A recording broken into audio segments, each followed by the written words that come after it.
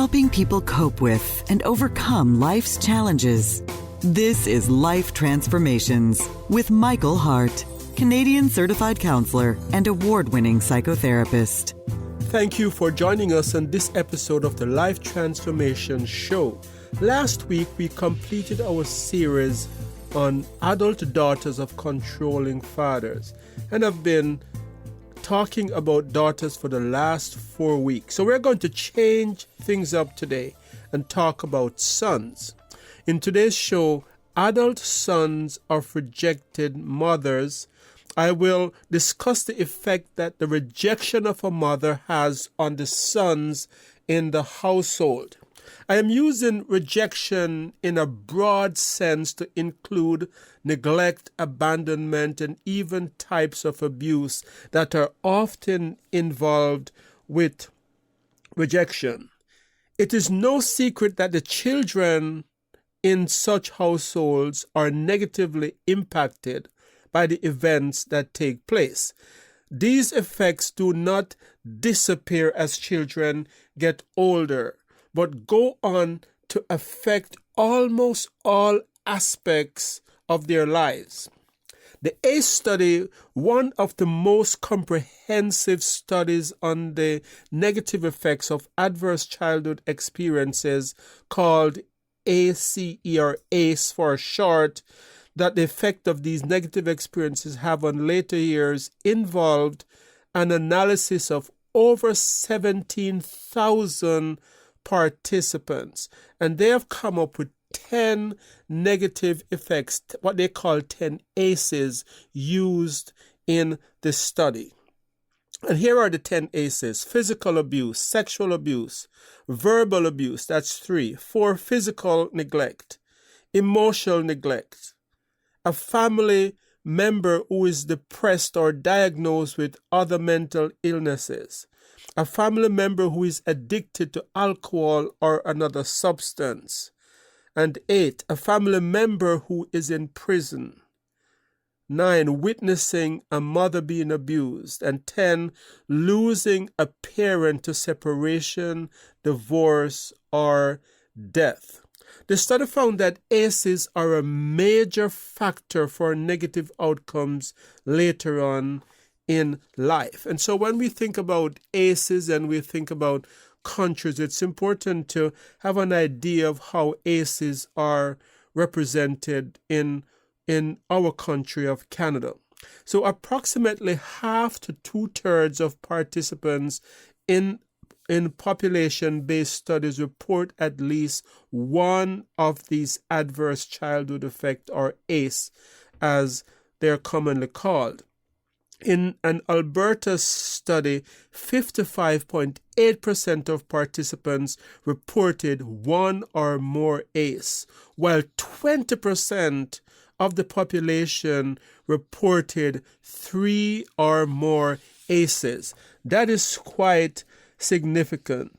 And in a USA study that was done, it was discovered that of the people interviewed, 59% of the population had at least one negative childhood experience. And so what we are talking about today is very, very common. In this podcast, Sons of Rejected Mothers, I will be sharing with you the details of a well-known family. As I tell the story of this family today, many of you may be able to identify who this family is without me telling their actual names. So I'm going to try to tell the story in a way that the names of this family is not revealed. So here we go. Let's call the husband Jack and the wife Susie. Susie was not loved by Jack for things that her father did earlier on in their marriage. However, Jack was openly in love with her sister. Susie, despised and unloved by Jack thought to herself, if I can just have children for Jack, then maybe he will love me. When she had the first boy, she said to herself, surely he will love me now. But her misery continued, as Jack was still in love with her sister, the other woman. When she gave birth to the third son for Jack, she exclaimed, surely my husband will attach himself to me, because now I have given him 3 boys. He's going to now be attached to me. However, the rejection and the misery continued, and she continued to be a despised woman. After the 4th child, she gave up hopes for ever being loved. Susie went on to have 6 sons for Jack and still did not win her husband's love. Then there was the incident, yes, the incident that said it all. You know, in every relationship, there are these types of incident that it's like a snapshot of what the relationship is like. It gives you a picture of exactly what is happening in this family. It's like a poster for a movie where it's an action movie and you see like a car that's flipped upside down and someone jumping out of a burning building. And as you look at that poster, you said, I think this movie is going to be good. Or, you know, you're able to tell right away what this movie is about. Yes, there was this incident in Jack and Susie's life that gave you a picture as to how rejected a woman Susie was. Jack, who by the time of this incident had also had children with her sister. Yes, Jack was a very busy man. Like, he also had a second family that was growing at the same time. And so he now had children with Susie's sister. And in this incident, he found himself in a life-threatening situation in which he thought he and his 2 sets of families were going to be killed. So what Jack did was very shocking and but not surprising, but shocking and very inhumane, if I may say so. So what Jack did is he placed Susie and her children in front so that they would be killed first before her sister's family and himself. So they were like a kind of a human shield where he's saying, if I am really attacked and if I'm going to be killed, then let Susie and her sons be killed first. And so this gave a true representation of how he felt about Susie and her children. They were human shield, and her sister's children were more precious to him. So thankfully, there was no bloodshed in this incident, and they all survived. Susie's boys, who were old enough to understand what was going on, must have felt unloved and unprotected by their father, Jack. They were also old enough to realize that they were second-class children in their father's eyes. Before I tell you how these boys turned out later on in life, let me assess how many potential aces these boys experience. So there was probably physical neglect. When you're putting your children in a dangerous situation where you're using them as a human shield, that's, to me, is physical neglect. You're neglecting their safety. But then there was also emotional neglect, because these boys are being affected emotionally. It is being made clear to them in this incident that they're not precious, that they're not loved, that their mother is a second-class citizen in terms of priority, and that her sister is the one who is loved and protected. And yes, these boys are learning too that their half brothers are more precious to their father than they are. And then so we have two of the aces so far: physical neglect, emotional neglect. Remember I said earlier that the more aces a child have, the more chances that there will be severe dysfunction later on in the child's life. So there is physical neglect, there is emotional neglect, but then there is also the ace of the adverse childhood effect of witnessing a mother being abused. And we could argue that what he did to Susie was a kind of abuse, placing her as a shield in front of the potential killer of his family.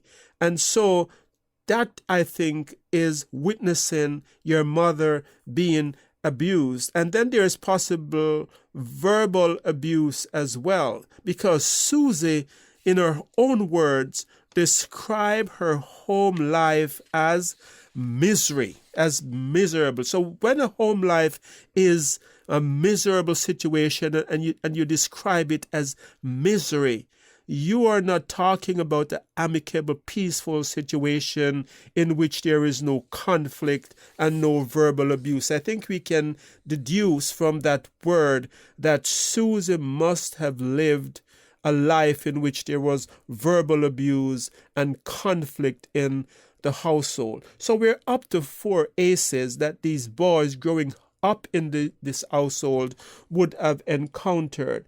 And then another ace is having a depressed parent. And so their mother was probably depressed from all that she was going on. So there is a potential 5 aces that we see in this couple's life so far. So let me now ask you, this is a kind of quiz so you could get your pen and paper ready, and I'm going to ask you to maybe email us if you're able to tell from your reading who this couple is that I am talking about.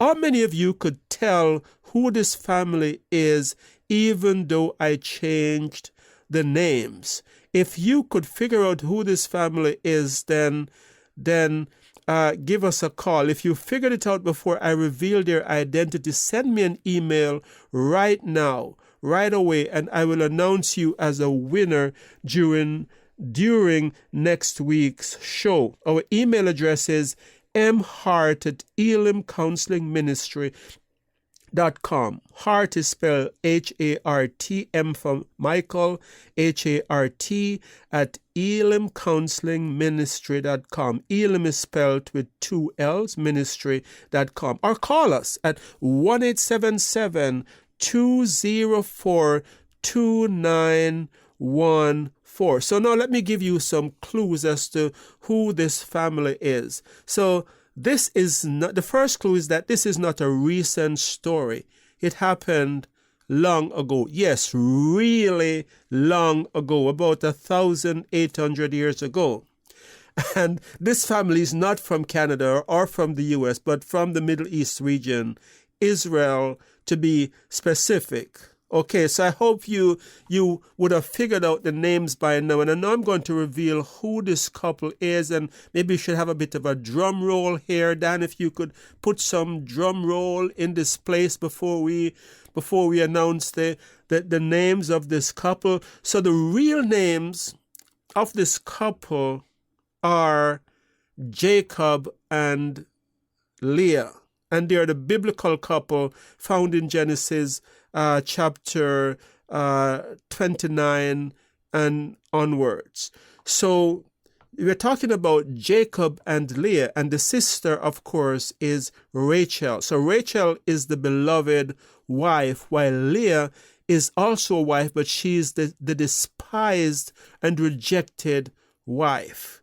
And so I'm going to maybe ask Dan to make a note of the time when I reveal this in the show so I can see from my emails who wrote in before I announce who these persons are. So we're talking about Jacob and Leah, and everything that I said in this story are recorded in Genesis. The words that I used, the exclamations that she made, everything is recorded in the biblical story. So we can get a picture of how Leah felt. So we are told in Genesis 30 verse 31 that she was not loved by Jacob. We are told also that after she had her firstborn son, Reuben, she said, surely my husband will love me now. That's Genesis 30 verse 32. And we are told of her misery in that same verse. And we are told that after each child, she had a sort of desire to be loved by her husband. And when she was having the third son, she exclaimed in Genesis 30 verse 34, surely my husband will attach to me because I have given him 3 sons. And so this is taken from the biblical passage. I know when I was reading it, it probably sounded like a soap opera to many of you, but these are the kind of stories that the Bible tells us about some of the patriarchs and their lives there. So the Bible does not pretend that the patriarchs were perfect. The Bible paints a picture of these men and women as real people with glaring flaws and dysfunctional families. And I think that's deliberate because we can all identify with them. Michael will be right back. You have been listening to the Life Transformation Show, where award-winning psychotherapist Michael Hart of ElimCounselling Services has been using selected scriptures from Genesis 30 to 49 to speak on another interesting topic: adult sons of rejected mothers. You can find out more about us at ElimCounselingMinistry.com, where you can also make a donation to this Christ-centered ministry.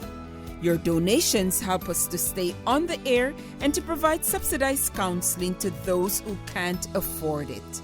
Back to Michael.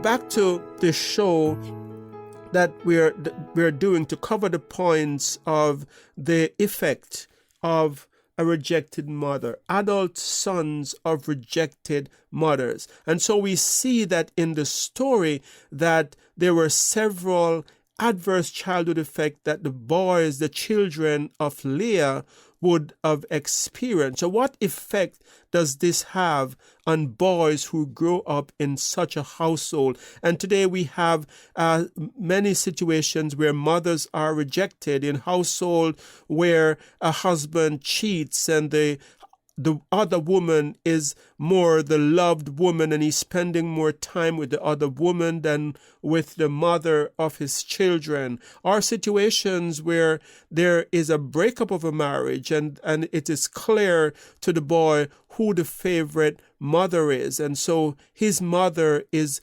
rejected for someone else.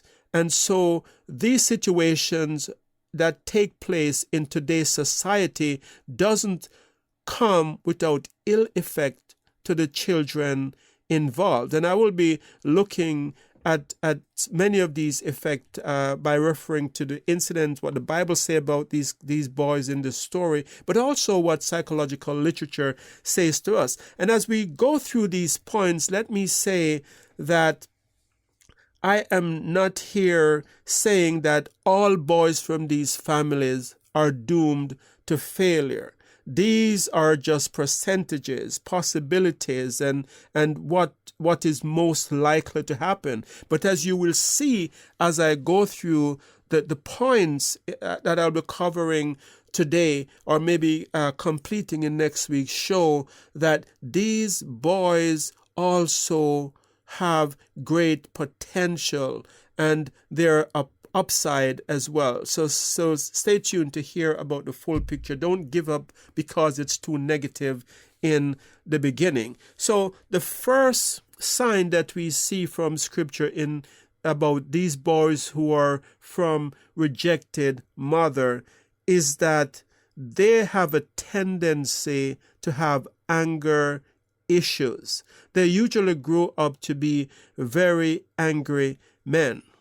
In a study that was done, a study of prisoners in Wales, what they found out is that if you have 4 or more of these negative childhood effects that I have outlined earlier in your life, you're more likely to have been imprisoned, and you're more likely to have committed violence in the last 12 months. So there is a correlation about these kinds of experience that these boys in these kinds of household experience and the anger that they carry. And maybe in many cases it doesn't get to the point where they're imprisoned, but there is an acting out in bullying on the school ground. And so they are being hostile to their peers, and they get in fights, and there is an anger that they're carrying. And this anger sometimes doesn't even make sense. Sometimes these boys are getting in fight because they're protecting their friends on the school ground. It's not even their issues, but they're reacting to injustice that they see others suffering from or experiencing on the school ground, because it is triggering the sort of injustice that they feel for their mother. And so they're acting out of this space of pain. So we know from Genesis 16 that this was the experience of Ishmael, where he had anger issues. We know the story of Ishmael, that his mother Hagar was rejected, just like Leah. And so Sarah was the favorite, and Hagar was the rejected wife. And so in Genesis chapter 16, verse 11, the angel that appeared to Hagar as she was running from the injustice and the misery in her household and fleeing in a pregnant state into the wilderness. Just think of how bad that must be, that as a pregnant woman, the wilderness is a better option for you, without support, without food, and in a state of pregnancy. And so this was what Hagar was going through when she fled with her child. And the angel made a prediction as to how Ishmael would be affected by his mother's experience. And so I quote Genesis 16, verse 12.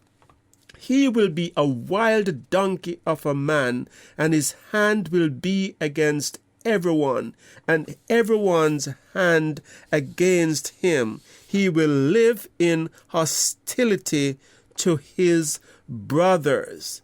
And so we have this young man who is yet to be born, and the angel is saying this child is going to have anger issues. He will live in hostility towards his brothers. What about, let's go now to our family that we're discussing. What about Leah's boys? Well, we know that her sons had had anger issues. We are told in Genesis 34 that when their sister Dinah was raped, they killed a whole village of men out of their anger.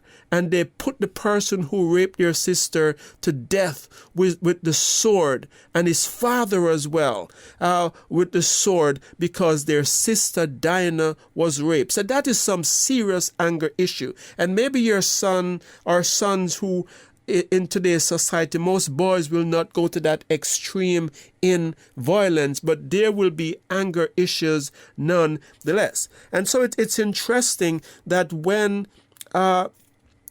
Jacob was coming to the end of his life and he called these sons of is, and he's blessing them, and he's speaking over them. Some of the things that he's saying is backed up by the studies that we have done that shows that the boys of rejected mother will have anger issues. In Genesis 49, he's speaking, prophesying about what will take place in the lives of Simeon and Levi.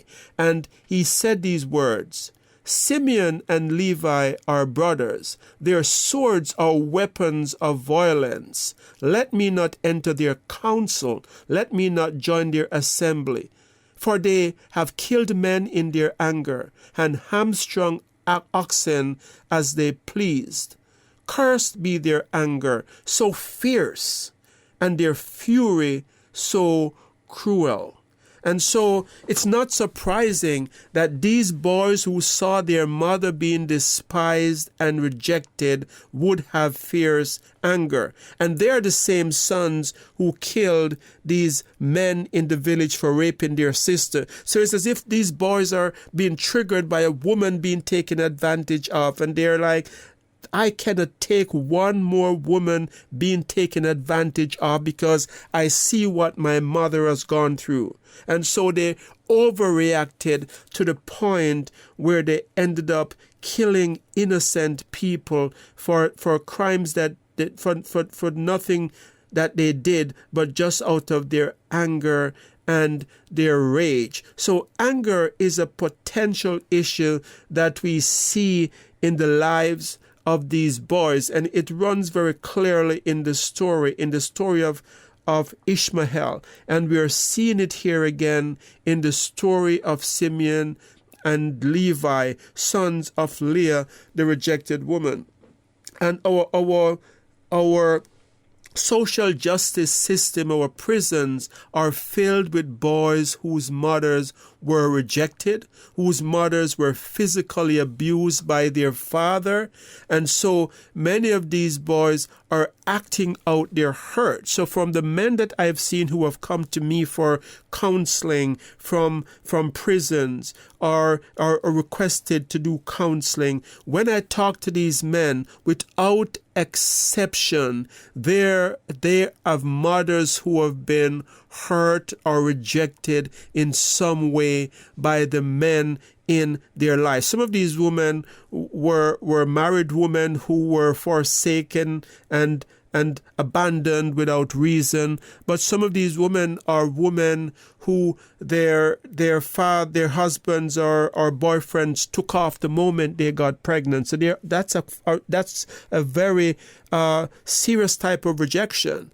And so that baby is coming into a situation where he's seeing that his father did not love him enough to make him a priority to stay in his life. And so I see that we're quickly out of time today. So I'm going to be continuing this show next week as I talk about adult sons of rejected mothers. So if you have missed the first part of this show, you can find it by going to our YouTube channel by typing in ElimCounselling Services. We also want to remind you that we are not for profit organization that count on your support to stay on the air. You can donate through our website ElimCounselingMinistry.com, or you can call us at 1-877-204-2914. And so until next time, this is your host, Michael Hart of Elim Counseling Services, reminding you that next week we'll have part 2 of the show, but also